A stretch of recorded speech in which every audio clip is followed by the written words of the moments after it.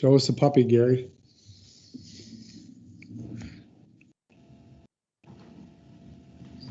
She had to go away. She was eating the floor. If I could get one about 3 months old or so, I'd get one tomorrow. 4 months maybe. That first bit is sorry. No. Mr. Chair, I'm Yeah. Richard was just in my office. He tells me the sound is working now. So maybe Ian, you can continue, please, sir. Sure. Yep. Thank you. I'll go back.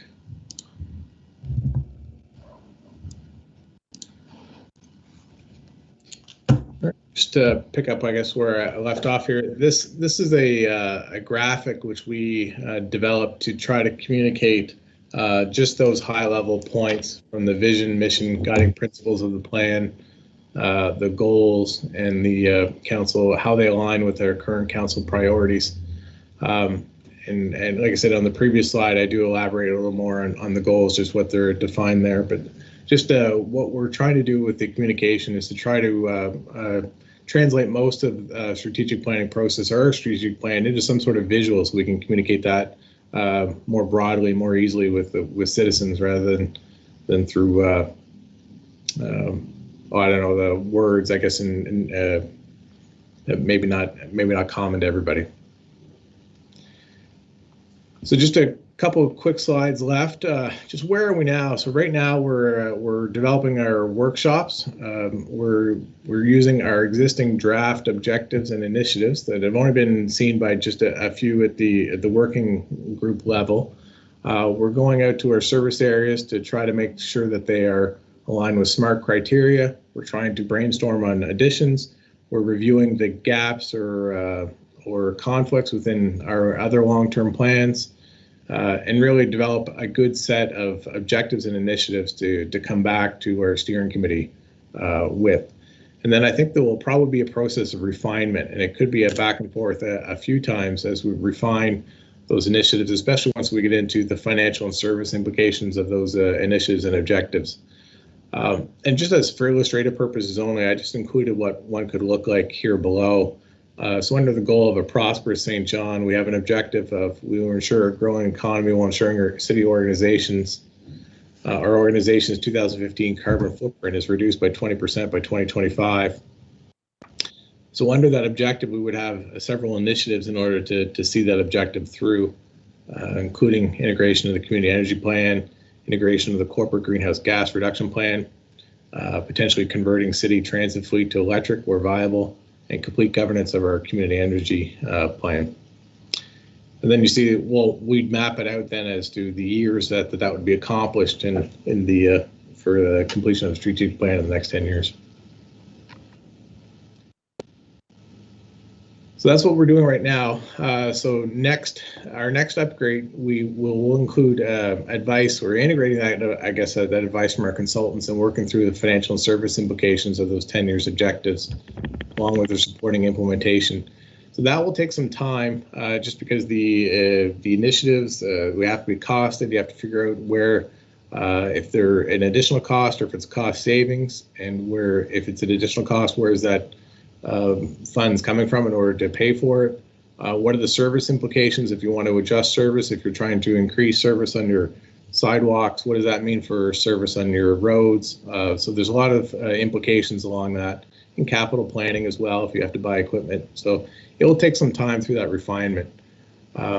So we don't anticipate that we'll have the next update with all these components until at least June. It could be after that, depending with the new council, especially if they need to be through an orientation and with our gap of meeting council in May due to the election. It could be pushed a little bit later, but we don't anticipate we'd have that back at least before then. And that's my update for committee. If there's any questions, I'll be glad to answer. Committee, any questions, concerns, please? Just to comment, Mr. Chairman. Absolutely, go ahead. Thanks. First of all, thank you to you, Ian, and the team. There's been a tremendous amount of work done. I have the pleasure of chairing that group as Councillor Reardon, Councillor Merritt, you were there, and Councillor Armstrong and a number of members of the public as well.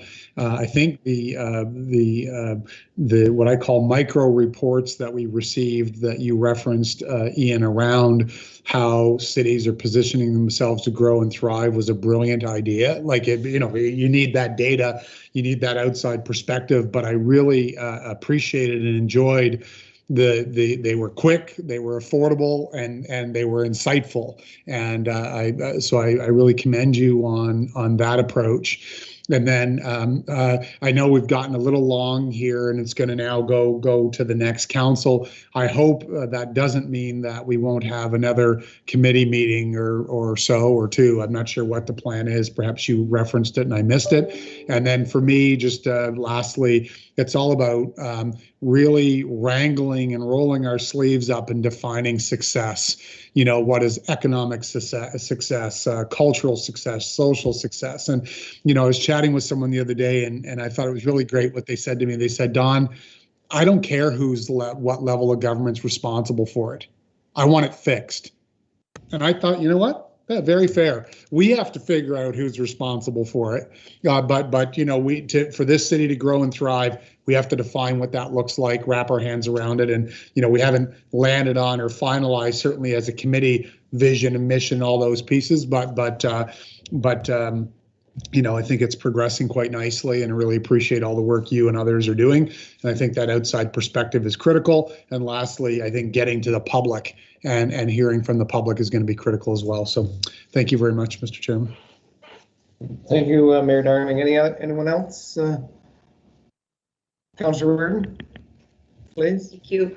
The other thing that I really appreciated about your approach, Ian, was that while we did get that data and those reports, you cast your net so wide, and we got a variety of four really fantastic reports, and we've already had a report from Ernst & Young in regards to the city audit, to have a follow-up with them, and the Gardner Pin one that we had as well. So we had that's what I liked about it. We got four different really great perspectives that basically, when we looked at them, a lot of the vision of how we get to where we want to go was repeated there. So I think it's, we've got that critical mass of data, and we've got the same story from the four of them sending us forward. So I mean, it's pretty credible. So it's been great to be on that team. Thanks for your leadership on it. Well, thank you. The only thing I'll add is I agree there were four different approaches, but it was enlightening to see that they all had kind of similar outcomes, even though they had different approaches. But the other piece is really holding these type of, quick consultant reports to solution based. Tell us what you would do. Tell us these implementable actions that you would take. So I think that worked well. Anyone else? All right, I'll echo what the other two members of the committee have already said. And first of all, great job, Ian. Thank you very kindly. And I also was very impressed with the four independent consultant reports that we received. And at the end of the day, you could have it boiled down to so many common aspects of their success and or their perceived road to success. So I will miss that committee. If we have more meeting, I'll be there, but I think it's off to a great start, and you're a big part of it. So thank you very kindly. Oh, thank you. With that, receive and file, please. Councillor Sullivan, seconded by Councillor Reardon. All those in favor and those opposed. Thank you so much, folks. Thanks again, Mr. Fogan. 1.3, performance management. Ms. Rackley-Roach, are you with us? Hi, Stephanie. Yeah. Hi there. You're going to take this for us, please? Yep. So good evening, Finance Chair and members of the committee. I would like to introduce Evelyn Hatfield, Manager of Continuous Improvement, who will be providing a very high-level overview on the approach that will be undertaken as part of the city's corporate performance management framework. We are currently in the very early stages of development. So just as context, within the Ernst & Young Operational Review, City of St. John Implementation Plan, there was a recommendation to enhance the city's corporate performance framework as part of the performance management and accountability sustainability enablers. This item has been transitioned to the city manager's 2021-2022 work plan, and I'll turn it over to Evelyn to provide that overview.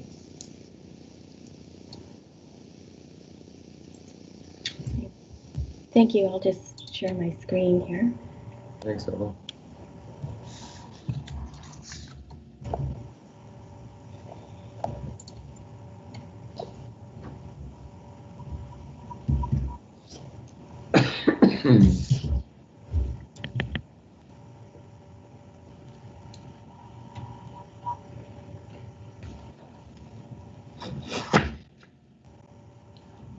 Are you able to see that okay? Yes, we are. Thank you.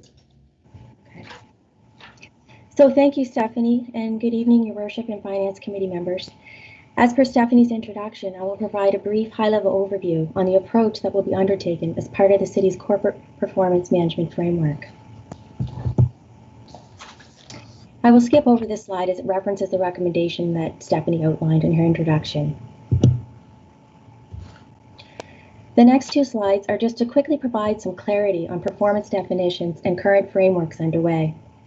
The terms performance management and performance measurement are often used interchangeably, but there are subtle differences.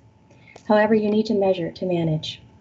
Measurement collects, tracks, and monitors performance and asks the question, what is our progress in meeting our goals and objectives? Whereas management sets the goals and objectives and acts on the results to improve the performance towards achieving them. It asks, what do we need to do to ensure we meet our goals? There are three organizational performance frameworks or streams currently underway. The first is the strategic plan, which is being led by Strategic Affairs, and Ian just presented on how the performance of the plan will be measured for achievement of those long-term goals. The second is the corporate performance management framework, being led by Corporate Performance, depicted in the center orange block, which is the topic of today's overview. This framework is concerned with managing and measuring performance against corporate goals and objectives, including services and processes. The third is the personnel evaluation framework, being led by Human Resources, that will evaluate how effectively employees are fulfilling their job responsibilities and contributing to the achievement of corporate goals. Although they are being led separately, opportunities for alignment and collaboration will be developed. A phased approach will be taken to develop the performance management framework. Key to that is the development of corporate and service level goals, objectives, and measures. This is identifying the desired results, how to achieve them, and how they will be measured. The tools and procedures to manage performance, along with an external dashboard, will be developed in 2021. Phase 2 in 2022 will focus on full implementation of the performance management tools and procedures and development of the internal dashboard. Also commencing in Phase 2 and beyond is the review and refinement of the performance management program to enhance a culture of performance management and continuous improvement within the organization. In other words, how are we doing and how can we do better? This past summer, Corporate Performance had the benefit of working with an MBA intern who conducted some research on performance management frameworks and tools on our behalf. As part of that research, the city's previous performance initiatives and operational views, along with 6 common performance frameworks, were examined. The recommendation put forth was to implement the Managing for Results framework, or MFR as I will refer to it going forward. This recommendation was explored and accepted. The next 2 slides represent what MFR does. I won't read all of the statements, but a few highlights would be focusing on the results that are most important to achieve, adjusting services and behaviors based on changing conditions, aligns with a number of evaluation tools such as Balanced Scorecard, budgeting and resourcing for desired results, giving employees the big picture, and regular updates and improvements. To provide a description, MFR is about recasting, planning, budgeting, managing, and reporting in direct relation to what an organization wants or is expected to accomplish. The key components of MFR are listed on the left of the slide. The components at the top, outlined in red, define where we are now and where do we want to be, and are directly related to strategy. Corporate performance focuses on developing corporate goals and objectives. specific and measurable targets, and continuing down to detailed work plans, including resource allocation, performance measures, including methods to measure performance and results, and then monitor, tracking, and reporting, systems to monitor progress, compile management information, enabling adjustment as needed. On the right is the MFR cycle. Commencing with planning, each cycle informs the next. Budgeting is resourcing the plan, and managing and reporting is adjusting based on the results. So now we just looked at the MFR components and cycle, but now we will look at the philosophy or mindset that MFR seeks to achieve. Getting everyone from the front line up thinking about results as the reason for providing services. The recent new processes, procedure for late-stage development proposals, and developer notification list that will be implemented into the Dangerous and Vacant Building Program are a good example of the MFR philosophy in play. On a previous slide, we looked at some of the descriptors of MFR.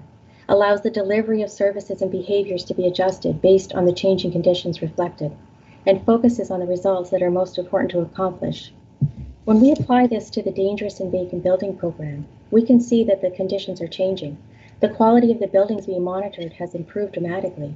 So now the focus can shift from demolition to efforts to improve the program's ability to address vacant building cases early in the enforcement process.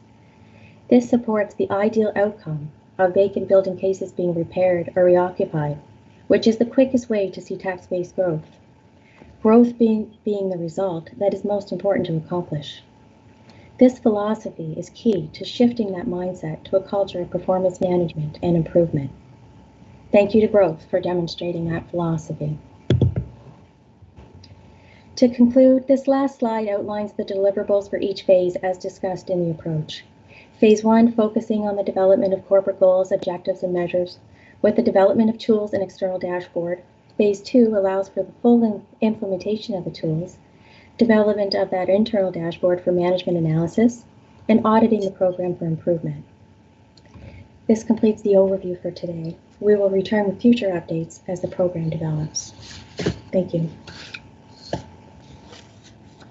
Thank you, Ms. Hadfield. Maybe if you could take down your screen, we might have a few comments, questions. Thank you. Committee, good to see you, Greg. Committee, thank you. Go with Councillor Reardon first, please. I just want to say thank you for the presentation. Everyone knows you have to, and you stated it yourself, you need to measure to manage, and I love that because it'll drive everything that we do. So it's great to see. It should be applied to everything that we do. Some of the things that we do, like even when I think about this in relationship to our vision statement and our vision and strategic plan, we want that lofty, or I do at least, I want to hitch my wagon to a star. So at the end of the day, we need to be able to measure that, or how are we going along there. We know that maybe it's not completely achievable, but I think, that's, I guess the balance for me is having that vision and then also being able to measure as we go along there. Anyways, it's I love the fact that we're going to measure everything. I think it's so important for us going forward. So really appreciate the little nutshell that you've got it rendered down to for us. Thank you. Did I see you, Mayor Darling? Yeah, please. I saw you there, Gary. Thanks, bud. Just a couple of questions. Thanks for the presentation. I don't know who to direct them, so I'll just ask them. And folks, so I understand it's a big implementation because I certainly in my 5 years here, I don't have a sense that we have a strong program in place today. So I guess a couple of questions I have around how will we get our hands wrapped around the efficiency and effectiveness of our workforce, and to quantify that's $85 million annual investment in wages and benefits. How will this program wrap our hands around that? Mr. Chair, maybe I'll take that one as city manager. Your Worship, you're correct. It's going to be a very critical part of our overall performance measurement and management framework. To Today, I can't answer your question specifically, but we will have developed objectives and criteria, and then we will figure out the performance indicators, both the key performance indicators and the other measures that are necessary to properly define that. I think it's important when we talk about measures and indicators that there are both leading and lagging indicators. Lagging indicators have their purpose, but you find out you have a problem once you actually get the data. We will also focus on some leading indicators whereby you get indications of a problem before the problem actually manifests itself. So I don't have specific answers for you today, but since I do have the microphone, I do want to make an important point. I have been quoted quite often as saying we don't have a performance management framework and we need one. And that is absolutely true.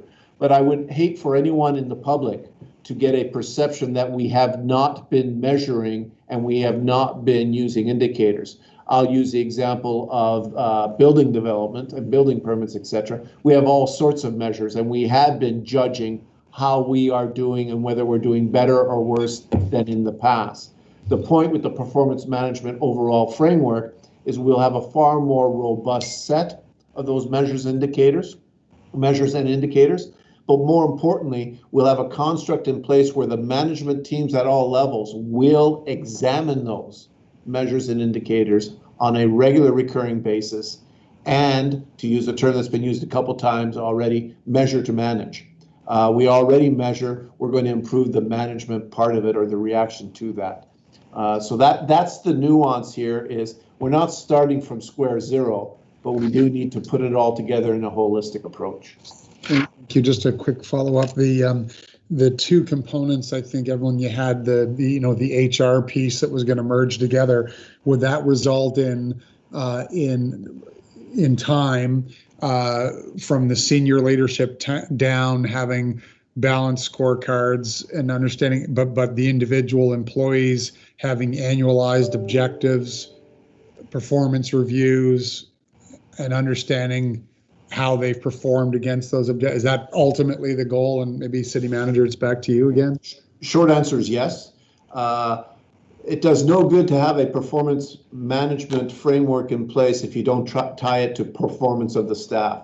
Therefore, a very simplistic example, a manager will be brought in at the beginning of the year and will be explained that in order to properly contribute to the corporation's overall performance objectives, we expect you to be able to accomplish the following, and we will measure that throughout the year and at the end of the year. So that is what the new personnel evaluation system will be focused on. It will, of course, evaluate normal standard characteristics such as leadership, communications, general management skills, but there will also be a section whereby managers and staffs will be required to be evaluated against objectives. I think it's also important to note that we do that now. We have annual reviews now, and they are quite extensive.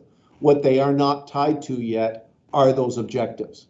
And that's the part that bringing these two programs together will do. But we certainly do an exhaustive personnel review every year. Right. Okay. Mr. Ackley-Roach, did you have something to add? I saw your hand up and down. Thank you, Chair. I was going to reference the slide that Mrs. Hatfield had up, where is the strategic plan, corporate performance, and personnel evaluation, and the linkages between them. And the city manager reinforced that when he spoke. But definitely, they are really to think of it as the whole environment of performance management, and it's at various levels. And it doesn't make sense to manage without going down to that next layer, which is the employee, and making sure that they understand what we're here for, what the results are, and how they're contributing. It not only makes them feel good about being contributing to the great city that we live in, but also that they're doing the right things. Okay, and just sorry, Mr. Chairman, just to close off, thank you. I'm thrilled with this program. It's critical, I think, to the performance and all of the objectives that we have for the future.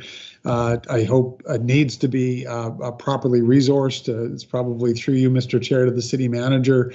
I don't think this can be something on the corner of someone's desk. It needs to be someone who's, responsible, fully resourced, has the team, to drive this. I think is critical, and I think that just as an observation, I think we too quickly, which is why this is so important, default to we don't have a person, so therefore we must cut the service, and I just don't think that's what's going on in the world all around us. So that's why, again, effectiveness, efficiency, measuring, understanding the value for the dollar for taxpayers is so critically important. So this is another great foundational piece of work that's being put in place. Thank you very much.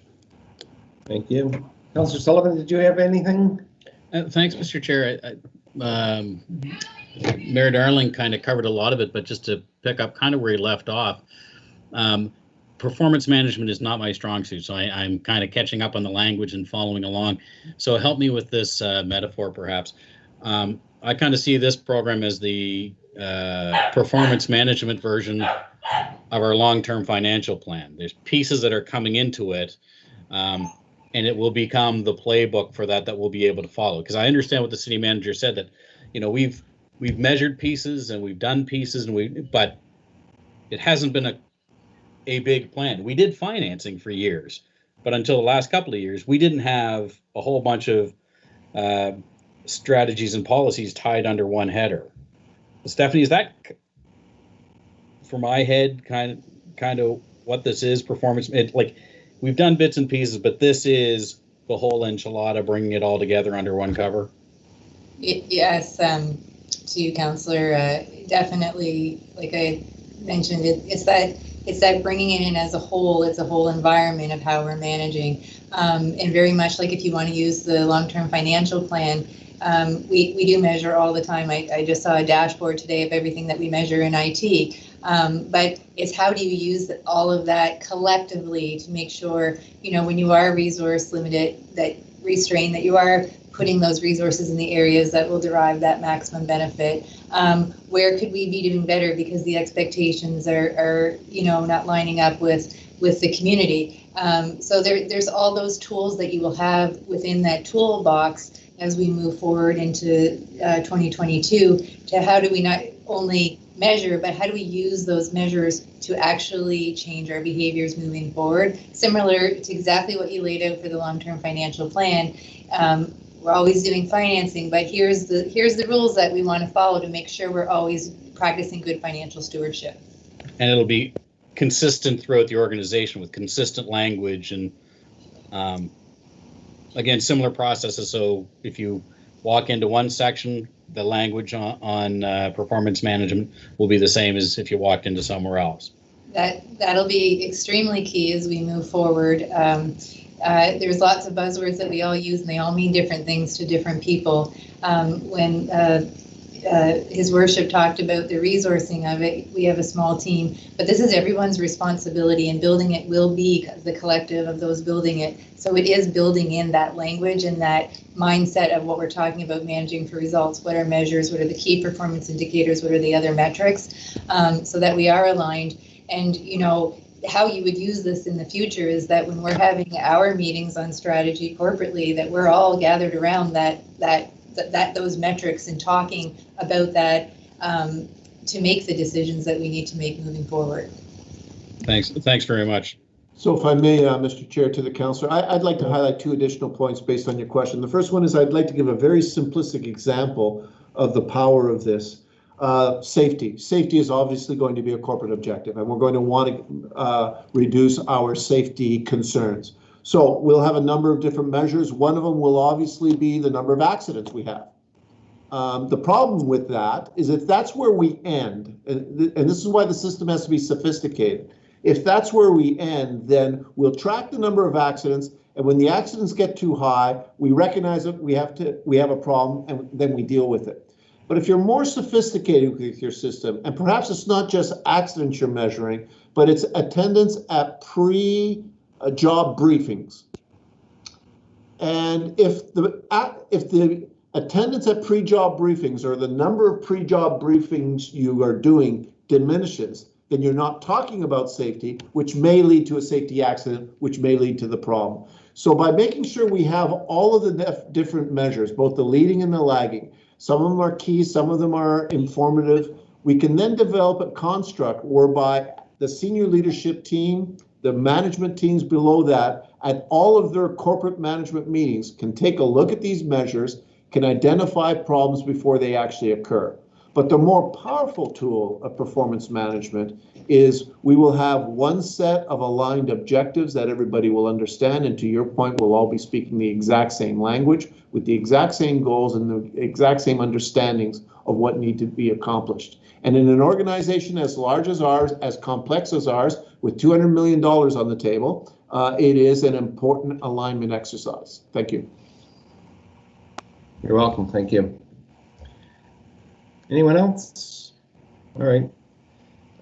Look, I'm like Councillor Sullivan. This is something it's not been in my wheelhouse. It's a little foreign to me. I'm sure glad we've got people like Ms. Hatfield and Ms. Brackley Roach taking care of it, and not me. But I wrote down a few things. I like the fact that we're giving employees the big pictures, and everyone's got a responsibility and common themes here. And I wrote down measuring, monitoring, and adjusting to know where to be more efficient. So I understand we need this. I'm very glad the staff's got this well taken care of. So thank you, ladies. With that, I need to receive and file again, please. Mayor Darling and Councillor Sullivan seconded. All those in favor and opposed? Thank you so much. All right. 1.4, Ms. Brackley Roach, we have you on this one as well, please. So, good evening again, Finance Chair and members of the committee. This is a overview of the costs related to the cyber attack. So as we're all aware, with the Friday the 13th of November 2020, the City of St. John experienced a ransomware attack, cyber attack. And as a reminder, ransomware is that malicious software that infects your computer and displays messages demanding a fee to be paid for your system to work again. The scope of the attack was wide-reaching across the city's information technology infrastructure, necessitating the need to engage various vendors for event management and to support an immediate restore of a secure temporary network to ensure the continuity of public service. Ransomware has continued its assault on municipalities, governments, and businesses over the last several years. And what we're seeing in articles is that it's not letting up for 2021. So more recently, just to give you sort of the magnitude of who can be affected, $50 million US ransomware was demanded of Acer, a well-known tech company, and that's one of the highest ransoms that's been publicly reported. Suspected ransomware attack shut down the world's 5th largest beer maker, Molson Coors, and ransomware took down a maritime facility within the U.S. Coast Guard. Other attacks were experienced by Universal Health Services, Inc. in the U.S., Sierra Wireless in British Columbia, and TransLink, which is the Metro Vancouver's transportation network. Working with AIG, the city's insurer for cyber, the city was advised to engage external counsel. All other vendors required for event management and recovery were to be approved by the insurer and engaged through that external counsel. Preliminary statements of work were provided with estimated cost for execution. Without knowing all the requirements in the early stages of containment and assessment of the attack, there was an expectation that costs would increase for event management and recovery as requirements became known. So those main consultants we dealt with early on, and at least one we continue to, at least a couple we continue to work with. Initially for external counsel was Blake Castles and Graydon, and later Norton Rose Fulbright, and that was just a matter of retaining the same solicitor. FireEye Mandiant for the forensic investigation, Bulletproof for event management and recovery, and Cypher for ransomware recovery and payment facilitation. The requirement to preserve the compromised network to complete forensic analysis and the time to assess network hardware that could be repurposed to mitigate further risk to the city's information systems from threat actors, there was a requirement to purchase hardware under emergency provisions.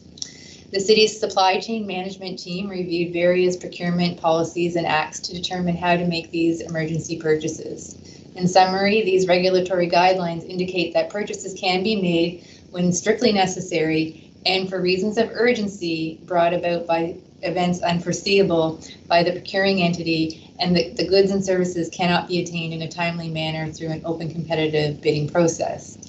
For accountability, the city's procurement policy outlines that relevant details of the urgent procurements shall be included in a report submitted to council at the earliest possible opportunity following the special circumstances. As a first step to meeting these reporting requirements, costs are being presented to the Finance Committee here tonight. Most of the consulting and hardware procurement has been completed through Bulletproof. Consulting costs as of February 28, 2021 is $701,000, $273 plus HST. Costs are being monitored, and we've had a change order. We've had an updated statement of work. For the most part now, just to give you an idea of where we're at in the process, Bulletproof is now working remotely in a support capacity. So that's to help manage the cost. Total projected consulting costs will be in the range of $558,000 plus HST. It is important to note that a rebuild of the magnitude the city has undertaken would typically be planned and executed over 3 to 5 years. Bulletproof and city IT resources have completed this work in 4 months. Focusing on continuous improvement, the system will continue to evolve to meet the changing needs of the organization and to stay current with the ever-changing technology. All required equipment to rebuild the city's network infrastructure was purchased through Bulletproof. Pricing was based on leveraging supply agreements with other government entities. Total cost to rebuild and facilitate connectivity is $1,185,000 plus HST. Projected costs related to other vendors engaged for the event management and recovery is around $276,000 plus HST.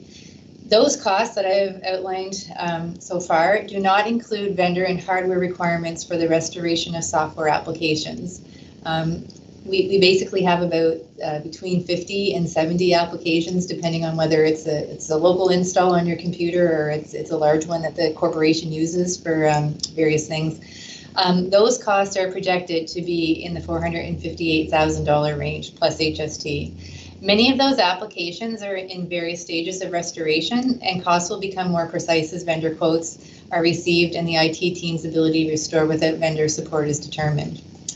The total overall projected costs for event management and recovery from the cyber attack are projected to be $2,950,000 plus HST. These costs are inclusive of requirements to support the recovery efforts and to ensure the continuity of public service delivery. So if we needed, external hard drives or there's overtime, those types of things are also included in that overall cost. The city has 2 insurance policies through AIG, one for property and the other for cyber. Both will be leveraged to recover the costs that I've outlined. Of the total projected cost in the amount of $2.95 million, the city's response team estimates that at least 85% or $2.5 million of the total will be submitted for insurance coverage, recovery. For those costs. The policies have separate coverages. However, the cyber policy can stack upon the property policy. And in this case, the property coverage would respond first to the property damage related to any of our hardware and data recovery.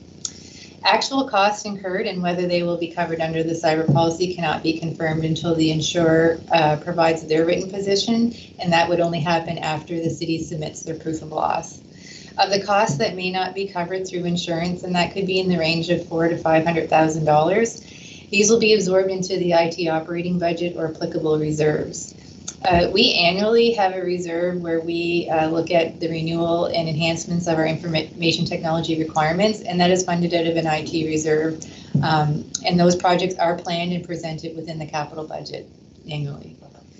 The rebuild of the city's network has resulted in right-sized infrastructure that can be scaled to meet the evolving advancement of technology and the city needs. We've been able to leverage city agreements in place and the talents of Bulletproof to significantly increase the security posture of our information technology and systems. That concludes the report on costs, and I'll be happy to answer any questions. Thank you, Ms. Rackley-Roach. Any questions and comments, please? Mr. Chair, if I may, just a couple concluding remarks, if you don't mind. The first one is, I think it's important to understand that although the city will incur costs of some $300,000 to $500,000, depending on what insurance covers, it's important to understand that insurance pays for recovery of what you had, not for betterments. So this $300,000 to $500,000 that we are talking about is for the betterments that we are putting in the onto our system. Those betterments would have most likely been incurred by us in the next year or two in any event. So I certainly, from my perspective, would not characterize this money as lost money or wasted money. It's being spent arguably just a little bit earlier than perhaps we would have otherwise done so. There are some deductibles that will be, in fact, sunk costs, but overall, most of that $300,000 to $500,000, I would suggest to you, we would have spent in any event in the coming couple of years. So that's the first point I want to mention. And secondly, before we open it to questions, I would be remiss if I didn't recognize and thank two distinct groups. The first one is our entire IT team. Stephanie Rackley-Roach stole my thunder when she said a rebuild of a system takes normally 3 to 5 years, and we're doing it in about 4 months. We're not done yet, but the sheer fact that we are able to completely rebuild from scratch all of our networks and practices and make them better in the process in such a short time frame is an act that is certainly worth recognizing. And more broadly speaking, I would like to recognize the entire city team. Despite this cyber attack, we did not skip a beat. In fact, almost all municipal services continued uninterrupted, and there was very few changes to how we delivered our services. It's rather ironic that with COVID-19, there was a major push by the entire team to make everything digital about a year ago. And then when the cyber attack hit, we did a secondary push to make everything analog for a period of time as we transition back to digital. So a tremendous amount of work. Services continue to be delivered, and I could not be more proud of the team that put that into place. Thank you. Thank you, City Manager. I appreciate that. I appreciate your comments. I mean, what I thought about, I did a little interview for Global today, is that these bad guys keep getting better at what they do, and we've got to respond by making it tougher for them to succeed, and that means upgrading our systems and so on and so forth. They might have pushed our schedule forward a little bit, but these things would have had to be done anyway, in my mind. So with that, whose hand did I see first? I'm going to go to Gary first. Councillor Sullivan, please. Thanks, Mr. Chair. Certainly, I would echo the city manager's comments, being a bit of an amateur nerd myself.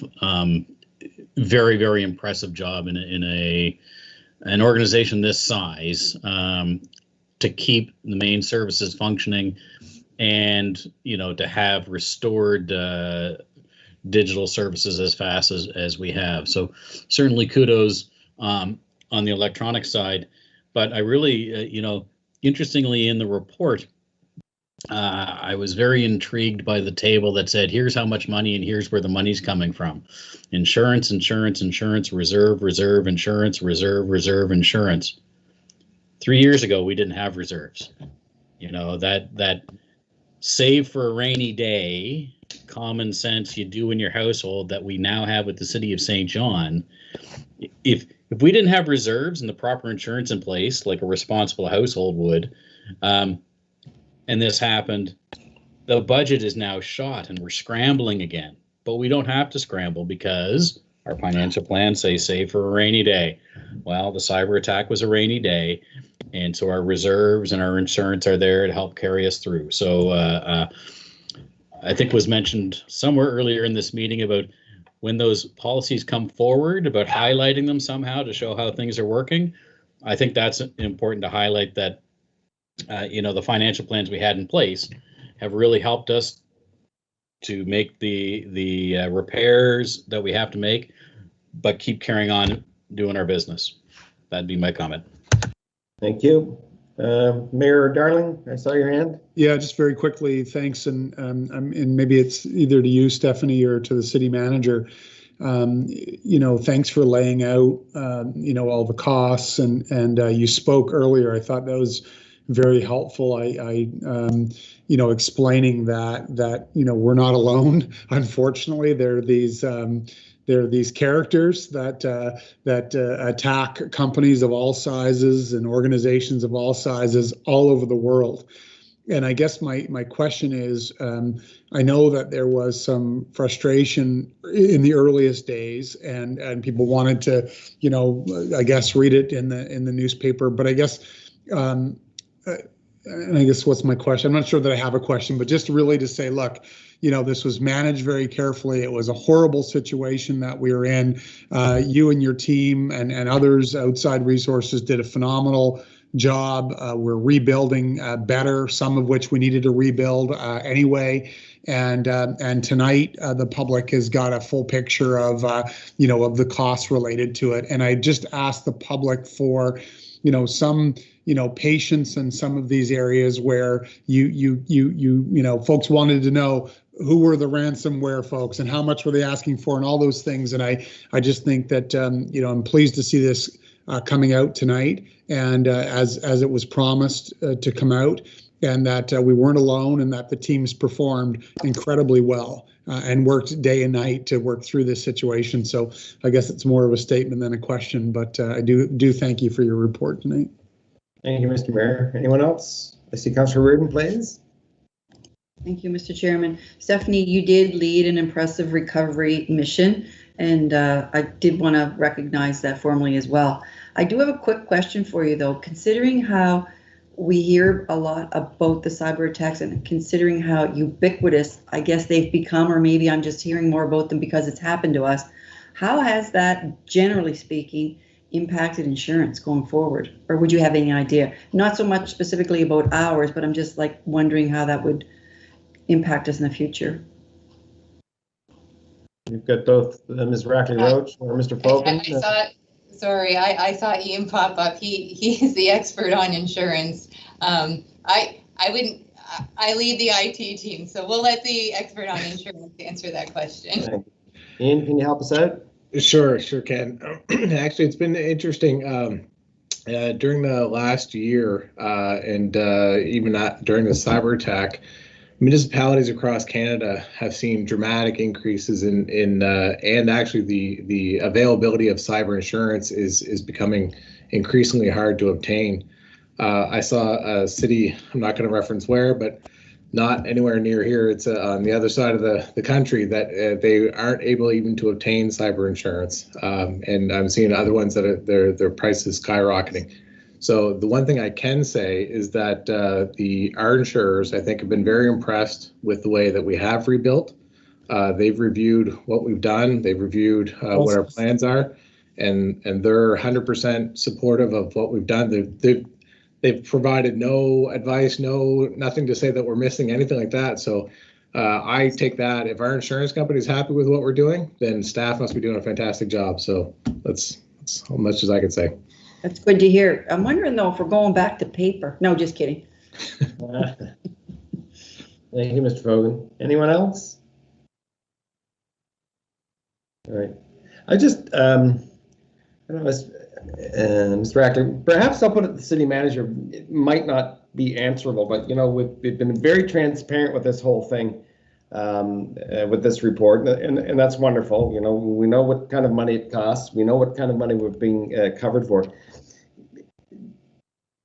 I don't know the number myself, and it's curiosity.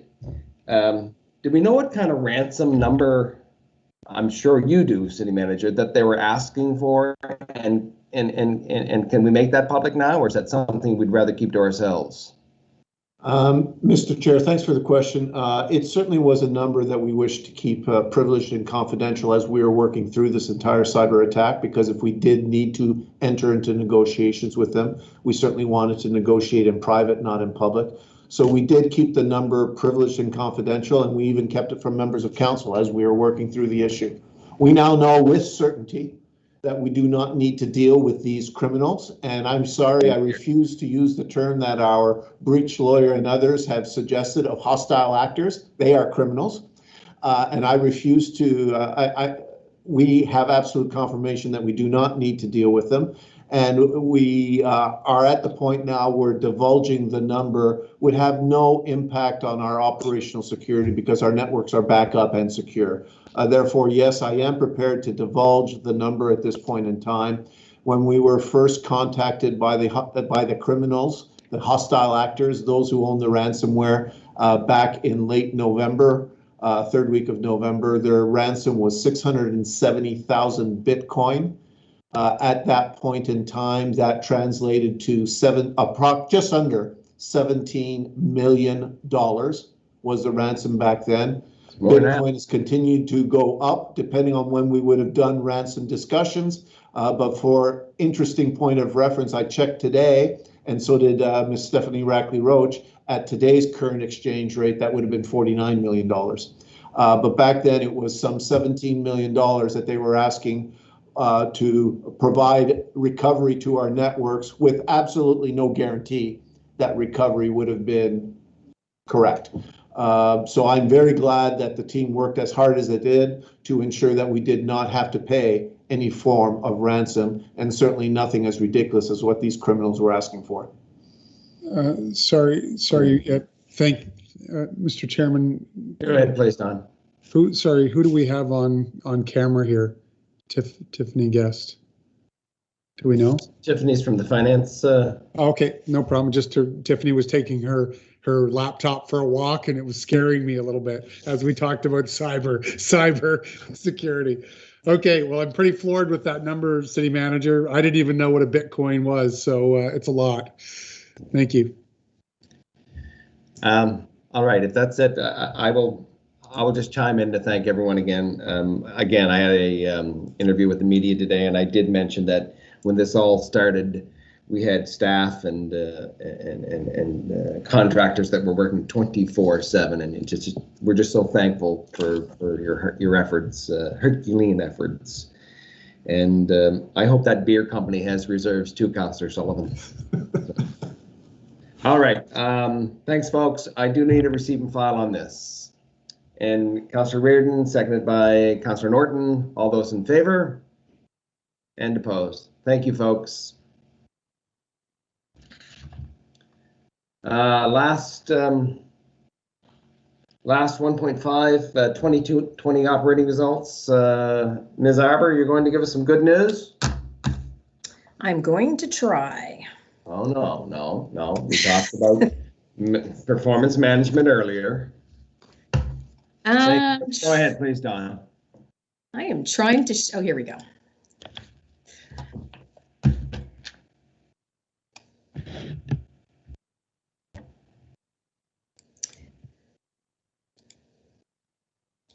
Can everyone see that? Yes, we see it. Thank you, Don. Do you see just one slide too? I see one only. Okay, perfect. Through you, Mr. Chairman, to the members of the Finance Committee, good evening. So as we were just talking about, 2020 was a very interesting year that brought not just one unusual event, but several unusual events, including a worldwide pandemic and a cyber attack that completely shut down the city's IT infrastructure, all while undergoing a very large restructuring. The 2020 results that I will present here this evening include most of the impact of these events. However, they are not final at this time and are subject to change. However, we do not foresee any material changes to what I'm presenting. This is a summary of the 2020 general fund results. I'll go into greater detail in the next slides. When it comes to the short-term assistance, we expect to use approximately 4.25 million of the 10.4 million approved provincial short-term assistance for 2020. This brings the 3-year total to just over 10 million. As you can see on the slide, we began making significant changes in 2019 in order to set the city on a financially sustainable path.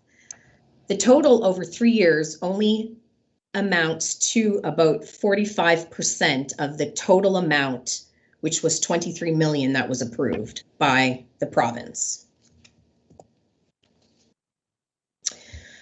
For 2020 total revenue, we came in approximately $4.1 million or 2.5% down from our budgeted number. However, we did manage to increase it 3.5 million over 2019. The largest items that have decreased the total revenue number to budget were $5 million for the financial assistance, $1 million for the accommodation levy, which essentially flows through to the expenses due to the COVID mitigation plan, and $2.5 million in own source revenue. The $2.5 million decrease in own source revenue includes decreases in items such as rentals, user fees, and parking revenues, which are all attributed to the COVID shutdowns and restrictions. The positive variances to budget include $2.4 million, which was received from the province for COVID relief, $1 million in insurance proceeds related to cyber attack, and this only relates to the 2020 portion, not the 2021 portion that Stephanie spoke about earlier. I understand. And 1.1 million relating to property taxes and unconditional grant funding. On the expenditure side, this slide details the expenditures by category. The navy colored bars on the left represent the 2020 actual preliminary numbers. The variances include, so salary and wages were 400,000 under budget. This includes all the various voluntary separation payments that were made for the restructuring. Those were offset by various COVID-related decreases, such as a decrease in casual workers and overtime. Goods and services were down 3.7 million. The savings in this category are mainly due to decreased costs relating to decreases in fuel costs, training, vehicle rentals, sand and salt, and electricity. These savings can be attributed to a sharp decrease in the price of oil, COVID-related closures, and a mild winter. Also of note is the increased contributions to reserves over what was budgeted. Again, back to the saving for a rainy day. Because of the COVID relief funding from the province and the fact that we had mitigated most of our losses by the time we received the funding, we were able to increase our contribution to the reserves by $2.2 million. Now looking at our expenditures by service area, growth and community development services were under budget by 1.75 million. Of this amount, 1 million relates to the accommodation levy, which is directly offset by the decrease in revenue that I mentioned before. The rest of the variance is due to COVID-related items such as wages, training, and travel amongst the various departments. In transportation and environment services, the $3.8 million savings were due to a mild winter, lower fuel costs, and COVID-related savings. Included in the COVID savings are many items that were part of the mitigation plan, including required reductions in overtime, not hiring casuals and students, and an overall decrease in non-essential spending on goods and services. Total savings in public safety are mainly attributed to the fire service, which came in 1.2 million under budget. The biggest variances here are found in a significant decrease in fire relief wages and overtime, and the corresponding decreases in fringe benefits associated with those wages compared to budgeted amounts, in addition to fuel savings here as well due to the price of gas. Finally, finance, admin, corporate services, and other charges are up 2.7 million compared to budget, but this is a good thing. Making up the biggest part of the variance are the extra $2.2 million contributions to reserves due to the funding we received from the province. Excuse me. Other variances include an increase of over budget of $700,000 for IT costs associated with the cyber attack, which we spoke about earlier. This overage is also covered by the offsetting insurance income. Turning now to the utility fund, St. John Water's preliminary results is a surplus of just over $1 million. This surplus was achieved despite a $1.5 million decrease in potable revenue. The reduction in revenue was offset by expense reductions totaling $2.16 million, which were due to many delays in planned maintenance and projects due to the pandemic. This slide provides a snapshot of the water preliminary results. Also of note here is that St. John Water also received COVID funding from the province. 1.23 million was transferred to operating reserves here as well to cover future potential pandemic impacts.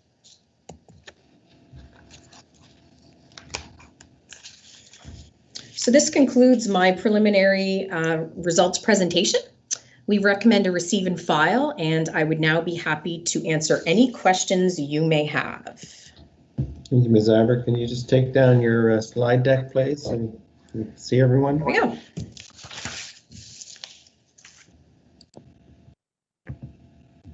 All right, thank you. Always good results when we're on the right side of the legislative sheet. But do I have any questions, comments? Mayor Darling, please. Thanks, Mr. Chair. Thanks for the presentation, Ms. Arbor. It is good to see we're managing those numbers very carefully. I guess I have a couple of comments related to the short-term funding. That was something that, of course, I was involved in. We were all involved in. I think we got tarred and feathered at different points around that. So I actually have a motion that I want committee to consider. I hope not very controversial, but we'll see here in a moment. So certainly the short-term support was put in place as some short-term support for a city that has contributed hundreds and hundreds of millions of dollars to the province's prosperity every 10 years. $47 million in tax generated here, 17 million we get back. We know we have a promise around comprehensive tax reform that needs to be kept. But so we had $22.81 million available to us, but through good fiscal stewardship, $10.36 million was used. And I think that's very noteworthy. If I can take you back to the summer of 2019, I don't want to, but if I can for a minute, certainly that's when the Auditor General's report came out. I happened to have had a conversation with, no staff were ever interviewed by the Auditor General. I went up and testified before the legislative committee, where words like illegal and bailout and this organization was painted with a very negative brush. So all that to say, I really appreciate the fiscal stewardship. I believe we're one of the most, when it comes to long-term financial plans and financial policies, probably one of the best fiscal stewards in municipal government, perhaps all levels of government. So my motion would be simply that a letter be written highlighting the facts related to the dollars used from the short-term provincial monies, that some $22.81 million was available, that $10.36 million was used, and that letter be sent to the Premier's office, all local MLAs, the Minister's office, and the Attorney General's office, and that a press release be made to the public that, we have managed those dollars very carefully. We didn't abuse them, that we took that very seriously, and we knew that the support, while necessary at the time, we wanted to stand on our own two legs. So a simple letter to say, at the end of these 3 years, these are the results, FYI to everybody, would be my motion. All right, Mayor Darling, I'm just going to put you on hold for a second to see if I can have some questions or comments on this particular item first. I'm going to circle back to you on this motion, okay? Okay. You just bear with me a second, please, sir. Any further questions, comments on the 2020 results? No, I don't see any hands. Well, again, I sincerely want to thank staff. I mean, when COVID hit, we had to tighten down some things. We did the right things.